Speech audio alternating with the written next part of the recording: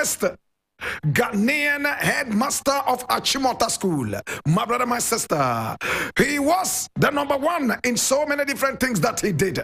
If you are ready, I am introducing you to the wonderful man who was born in Keta.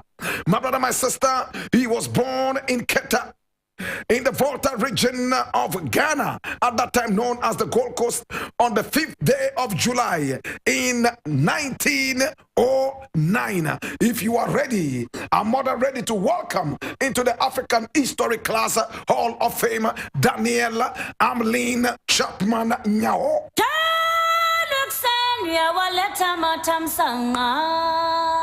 Oh my God, have mercy.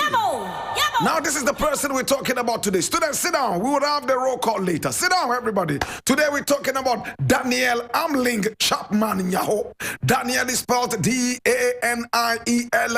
Ahmling is A-H-M-L-I-N-G. Chapman is C-H-A-P-M-A-N. Nyaho is N-Y-A-H-O. Daniel Ahmling Chapman Nyaho is our guest right here in the African History Class today.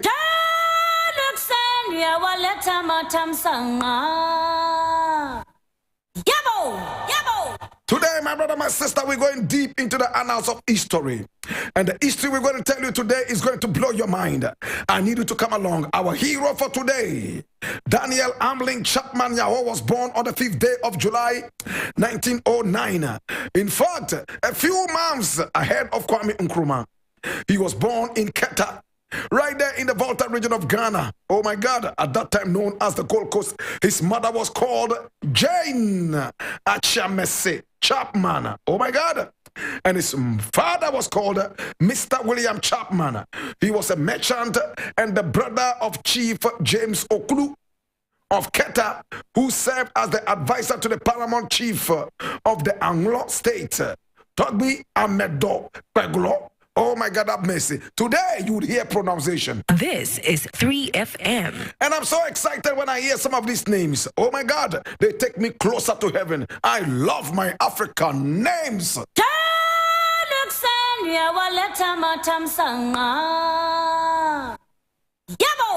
My brother, my sister, his father, even though was officially known as William Chapman, he was known in the area simply as Kluche. K-L-U-T-S-E, and he was the son of Nyaho and grandson of Sokwi. My brother, my sister, today we are taking you deep into the annals of history. Our hero for today, at a very young age, was very interested in schooling, and his father also loved schooling. Oh my God. And see what happened now? His own father, Kluche, aka Mr. William Chapman, was one man who loved education so much, and therefore he decided to take his son to school. His son started attending school so early in life. Where did he go? He went to the Bremen Mission School in Keta. In 1919, when our hero was only 10 years old, he spent the school year in Lomé, in Togo. Yes, that was where he was. Because in those days, remember, it was just a stone's throw away in terms of just moving from one point to the other. We did not have those bureaucracies that we have today, moving from this part of the country into the other part. So he spent a lot of his time in Lomé. He studied some French, and at the same time, he was able to interact with so many different people right there in Togo. Hey, look at what happened. He even learned how to write Ewe and how to write it properly. At the age of 10, as you were told, in 1919, he was able to join the nearby AME Zion Church to play the harmonium. He played other instruments, and he loved to sing in church and play instruments. Hey, in no time, he finished the Bremen Mission School at Keta, and he had to move to senior secondary school. Hey, and over there in the senior secondary school, he held the school choir and also had the headmaster who was white with hymns. He could play anything on the keyboard at the same time on the harmonium. Oh gosh.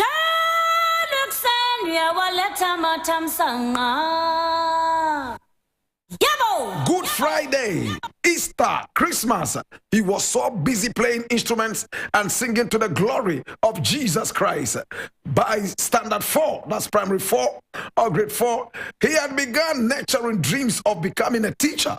So now that he was in the secondary school, he couldn't just wait. He wanted to become a teacher. Hey! Well, so he continued playing in the church and he continued playing in the chapel. He was running between Ghana and Togoland. Oh my God, specifically Keta and Lomé. Oh, he was a man even at that young age because he interacted with older people and all his friends said, oh, you are an old man. You think faster and deeper than young people.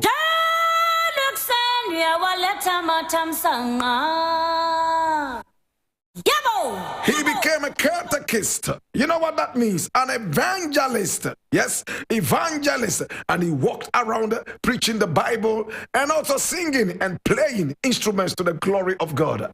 See what happened now? Yes, he went to secondary school. He wanted to be a teacher, but he ended up in Cape Coast, where he also went to school. And look at the interesting thing that happened. His original plan was to enter the Presbyterian Training College at Ekropon to train as a teacher. However, his focus changed to Achimota College due to the wonderful man by name Dr. Kwejir Agri in the 1920s. Oh my God. Remember, Kwejir Agri was also a teacher of Kwame Nkrumah. My brother, my sister, this is a contemporary of Kwame Nkrumah. We're talking about Daniel Ahmling, Chapman, Nyaho. And you will see his photograph right here in the African history class, standing with Kwame Nkrumah, both of them wearing kente and reasoning. My brother, my sister, we are yet to unleash the thunderbolt.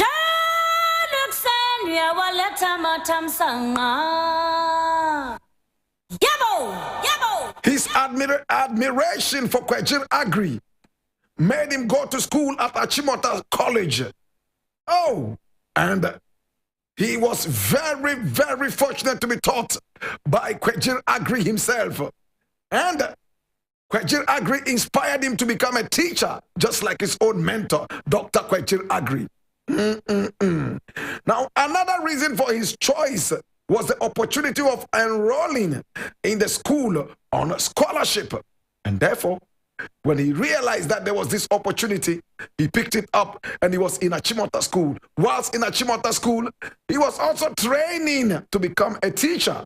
My God have mercy. Today we're talking about Daniel Ahmling Chapman Nyaho, and this is the African History Class.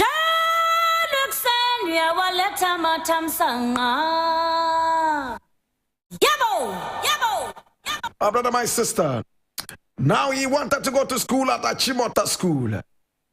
But he had issues. He had problems. Even though he met Kwejir Agri. Oh, even though he sat under him, he still had problems from Keta. He needed a transfer certificate to be able to fully be admitted right there in Achimota School. Chapman decided to return to Keta when he realized that there was no way they would accept him officially right there at Achimota College without his transfer certificate. And when he returned, this was the letter he wrote. Dear sir, I wish to go to Achimota College. If you send me, I will work very hard. Oh my God. And when he wrote this letter, oh my God, and it was received by the director of education, it was all smiles. All hopes of attending Achimota School at the period seemed lost when Arthur Bolton, the head of the teacher training department of Achimota College, confirmed that Chapman was not qualified to enter Achimota College under the circumstances, and Chapman later received a telegram from the education department in Accra, which read in part, Chapman's name added to Bolton's list. Apply for bond form from the director of schools. This seemed like a ray of hope.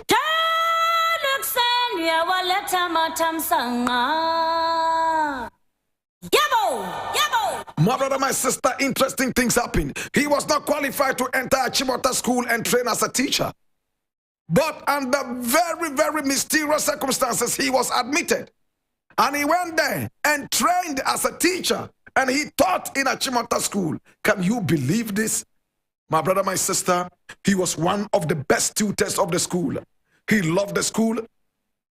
And he used the opportunity to unite the Ewe people. He realized that the Ewe people were so much scattered all over. Some were found in Togo, everywhere. There was no unity.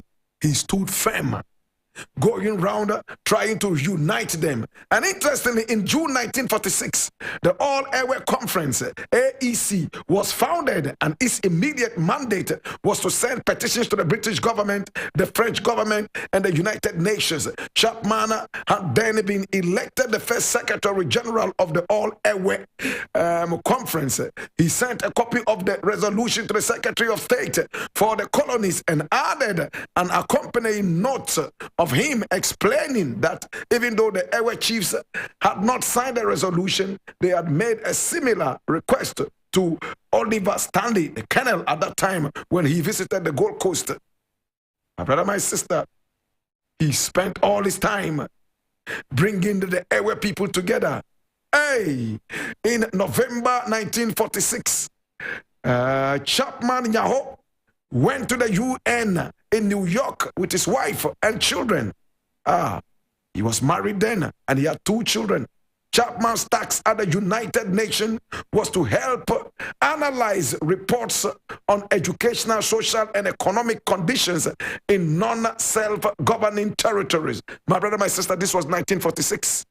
11 years before the independence of this country, he was already an international man. Yes, international.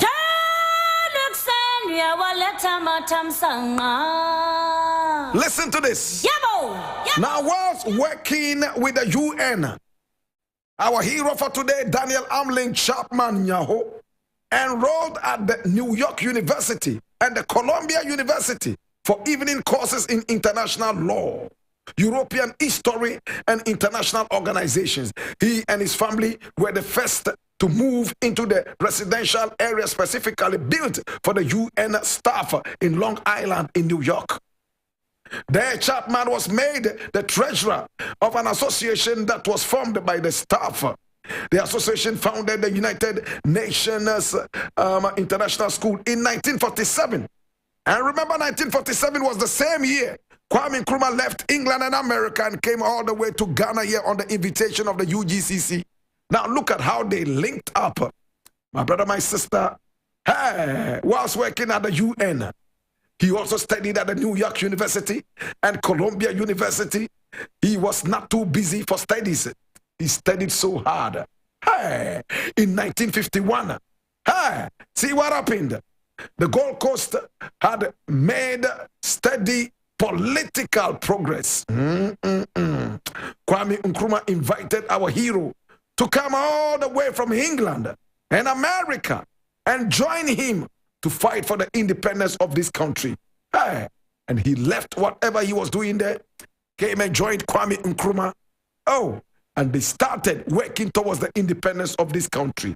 Hey, salary was very little as compared to what he was receiving at the UN and in America, but he did not care. He came down to help Kwame Nkrumah. They worked very hard together. My brother, my sister, he was one of the best brains we had in this country. And Kwame Nkrumah was able to see that, and he invited him. And without delay, he left everything he was doing there. All the privileges he left, and he came down. He was an advocate of Ewe unification and the participation of Ewe people in the Gold Coast and Togoland and the British trusteeship. He was a man who made sure that every Ewe was educated in his own style about the goings on of the Gold Coast, and he encouraged Ewes to be part of the struggle for independence. I'm talking about Daniel Ahmling Chapman Nyaho.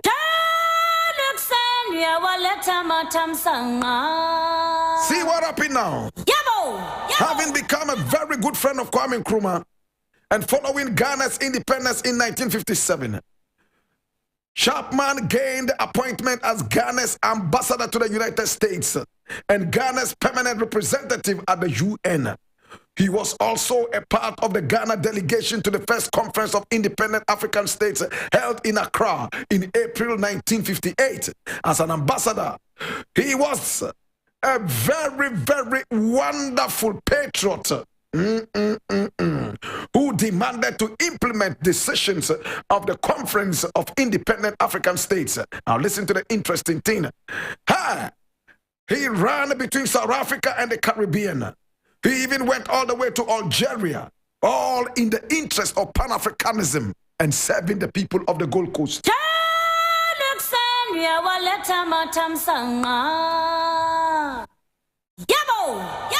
Remember that it was during the Gold Coast period when Achimota School was built.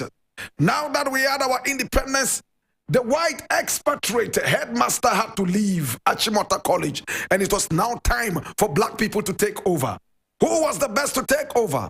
Our hero for today, Ahmling Chapman Nyaho. Remember, he had already attended Achimota School, and under mysterious circumstances, he even trained as a teacher, came out as a teacher. Oh my God. Remember his transfer certificate issue and the letter that he wrote to the director of education, who was white at the time? My brother, my sister, under mysterious circumstances. Remember the letter he wrote? If you admit me at Achimota School, I will work very hard. And they laughed cheek to cheek. They got him the admission, even though he was said not to have been qualified. But he was more qualified later than any other person. My brother, my sister, the son of Keta, who plied between Keta and Lome, who would not stop at anything to achieve to the greatest heights. My brother, my sister, anything that will propel him to serving the Gold Coast, his people, and the all Ewe people. Oh my God, have mercy. He is a great son.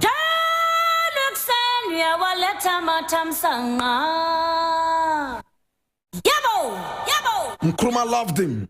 Nkrumah trusted him and left him to do so much. Now he returned, and then he became the headmaster of Achimota School in Independence. That was in 1958. While at Achimota School, he renovated structures that had not been repaired for a very long while. And what did he do? He also founded a building to help improve the condition of students as far as infrastructure was concerned. He also helped in making some courses being taught then at the school locally relevant. As headmaster of Achimota School, he served on the interim National Council on Higher Education and Research Board.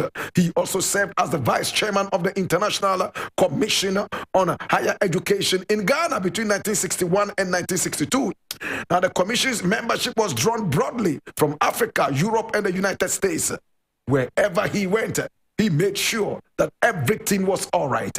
On behalf of the school and behalf of the country Ghana, he moved from Africa to Europe, all the way to America. Oh, he was even in the Soviet Union, all in the interest of this wonderful country called Ghana, and of course, Achimota School. My brother, my sister, today we are talking about one of the best brains of our nation. Hey! Chapman was appointed Chief of Operations by the UN General Secretary during the period of the Congo crisis. However, the government of Ghana refused to endorse his nomination. According to him, Nkrumah rejected my nomination because he knew I had an abiding belief in being loyal to my employers. Oh my God. He was therefore appointed Director of UN Division of Narcotic Drugs by the UN Secretary General in 1963. Nkrumah loved him, and Nkrumah made sure that he stayed at home for the interest of the nation. He was one of Kwame Nkrumah's trusted buddies. He was a man who will stop at nothing to do everything for the Gold Coast.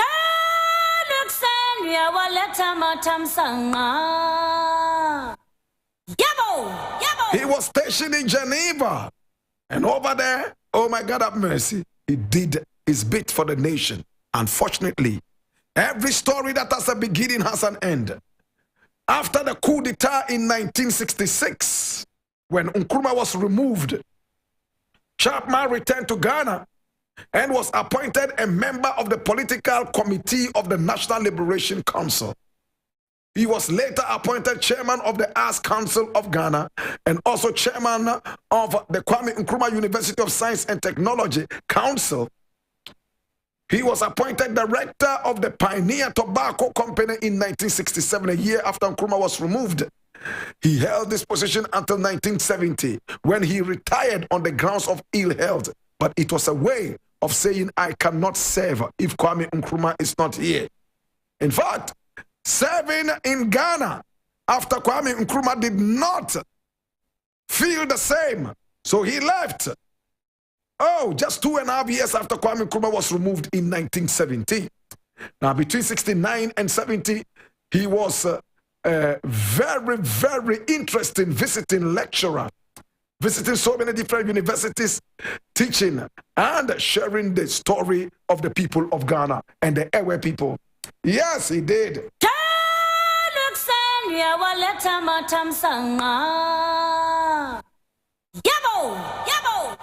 On Friday, the 30th of July in 2001, at the age of 92, our hero breathed his last. He gave up the ghost. He died. Oh, Papa. Chapman was married to Jane Efua Abam Chapman, ne Kwashi, daughter of Nana Nyaho the Seventh, Nifahini of Peki State in 1941. Did you hear the name? Nana Nyaho the Seventh, Nifahini of Peki State. Peki? You know the people of Peki have Akan names. You are aware, right? You know that.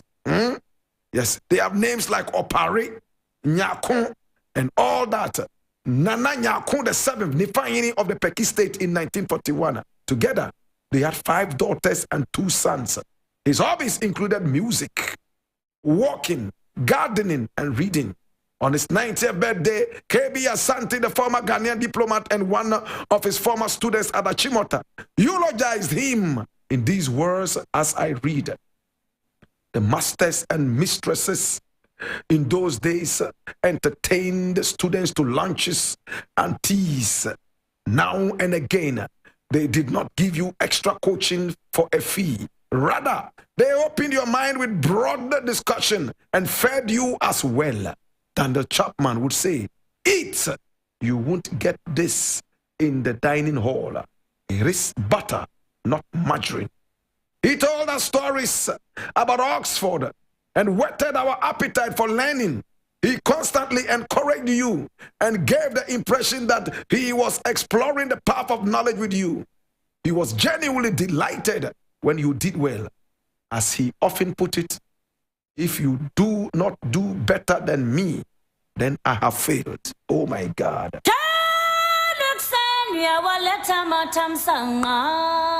you hear that? He told his students, if you do not do better than me, your teacher, then I have failed. He told them stories of Oxford. Oh, Papa. He encourages students to study hard. He encourages students and told them that, listen, this food of knowledge that I'm giving to you, you cannot get it in the dining hall. Eat it now. It is better than margarine. In fact, it is butter. Our hero died on the 30th of July, 2001, at the age of 92.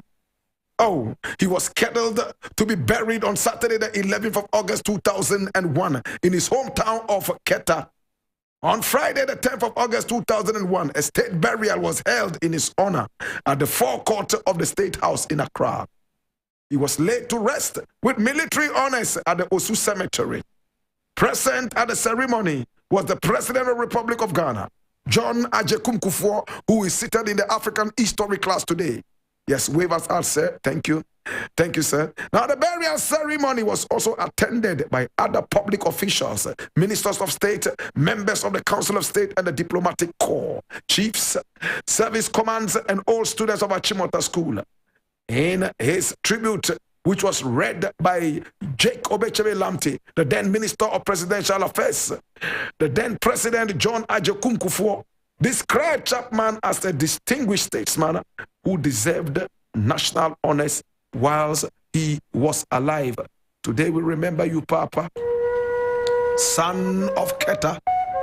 Oh, the man who united the Ewe people, the man who walked the length and breadth of the world to tell our story as a people, the man who taught and gave food to his students that could not be fed in the dining hall, the man who asked his students to be better than him or else he would have failed as a teacher, a man who Kwame Nkrumah trusted, a man who had to exit when Kwame Nkrumah exited, a man who was so loyal, a man who was never corrupt, a man who has been celebrated by all, a man whose life we will remember. By a dint of some miracle or luck, he found himself in the Achimota Teacher Training School. Oh, Papa, Babalao, Ow, Babanao, Babanao, Ow, Papa, Babanao, Papa, Damri Fadriawate, Papa, Missy Damri Fadrio, Papa, Uniamigo, Babanao, Babanao, Babanao, Babanao, Babanao, Ow, Papa. Uniamigo, Papa, Daniel Ahmling Chapman Nyaho, Miss Uniamigo Wate, Uniamigo, Yami found grants you.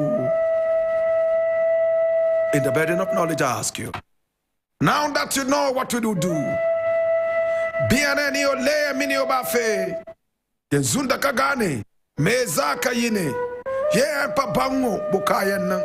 Fifia enyanu kai na wo banaeun ebeden banaeun ebe abade lele anjima singa be kunne lele anjima singa beri. Oh Papa, uninyami kwate, how will the life story of Daniel Ahmling Chapman Nyaho impact your own life in these times? Oh Papa, uninyami go.